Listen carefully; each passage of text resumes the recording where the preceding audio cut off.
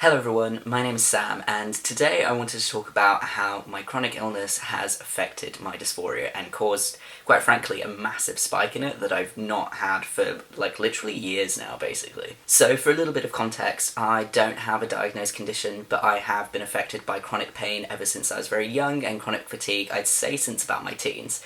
I have seen many doctors about it, but I tended to get diagnosed with growing pains, which, looking now at myself as someone who is 5'4", is a little bit of a joke. I am still on a mission to get this resolved, especially as I've recently been a lot worse. The past year has been particularly difficult for me, and so I am on a mission to figure out what it is that's wrong with me, and will not take growing pains as an answer at the age of 23 and my shortness. However, what it does mean is that when chronic pain and chronic fatigue are in a flare-up and are particularly bad, things like keeping fit in order to help with body image get very, very difficult. Now, I used to be in a very, very active job. I am now in a job that is quite sedentary. It's normally an office job. What with going on right now, it's a working from home job. But either way, I sit in front of a computer. In the office, I also had a standing desk, but it's still not the same as, running around and stuff. In my previous job, I'd rack up around 35,000 steps a day, normally with a minimum of about 25 on a bad day.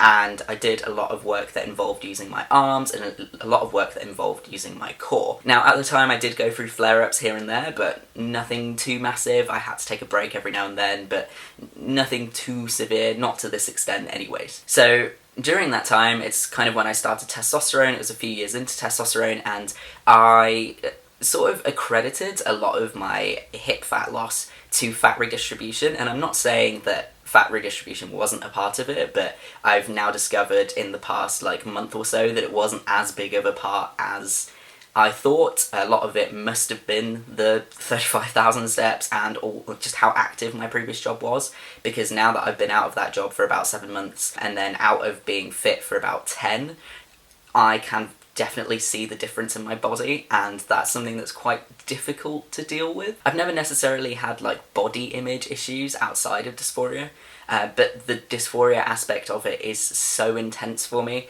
and my hips were basically the one thing that really got to me. My chest was really huge. My chest was a big part of my dysphoria, don't get me wrong, as was my voice. And I guess my voice was the worst, but my hips were really high up there. And then recently, they've just come back, I guess. It's not like that, it's just that, over time they have, but now is when I'm noticing. It's one of those things where you don't really see something's different, and then one day you do, and you're like, what? And it was totally one of those things.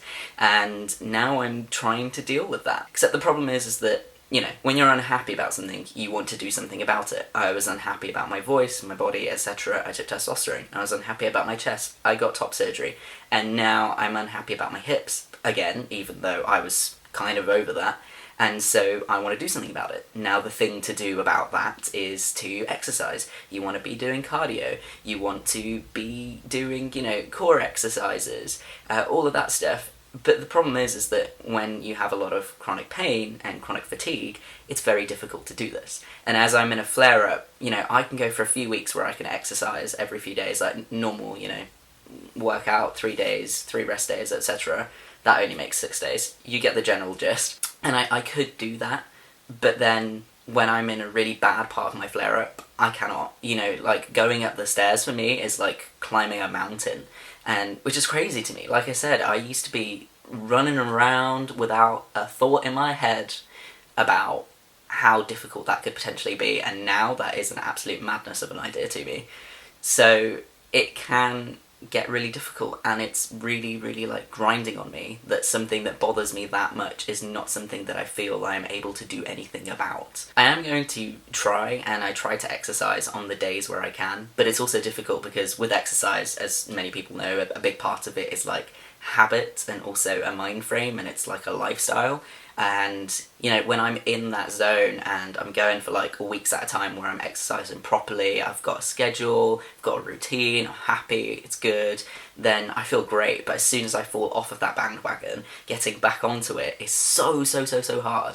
It's so difficult. It's even to the extent where I was working with a PT for a while, and then I just sort of went AWOL because I started feeling so much worse, and I felt so bad, and I found it so difficult to say anything to her, and till this very day it's still something that I feel really, really awful about, because we worked well together and I know she would have understood because she knew that I was suffering with this, but it's just something that weighs so heavily on me that I find it very difficult to necessarily talk about it with people. I don't really necessarily know where I'm going with this. I don't have like a nice ending solution. I tend to like ending my videos on like a positive note or explaining how things can be better, etc. But like, this isn't one of those things, really. No, this just sucks. I mean, hopefully in a few months' time I'll make a video where I'm like, I'm good, yes, go me, like, I've gotten better, and now my hips are also a thing of the past again, but like, I mean,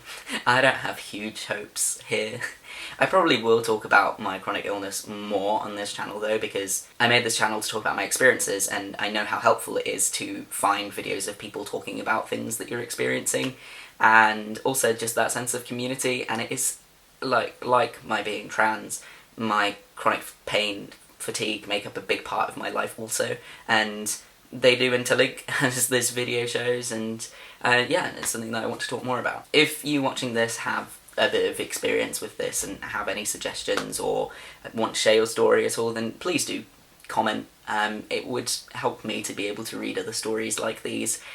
Sometimes it can just feel quite alienating to not know someone who's going through something similar, or, you know, not be aware that someone is anyways. Sorry for a bit of a downer, guys, but yeah, thank you so much for watching, and I will see you all next time.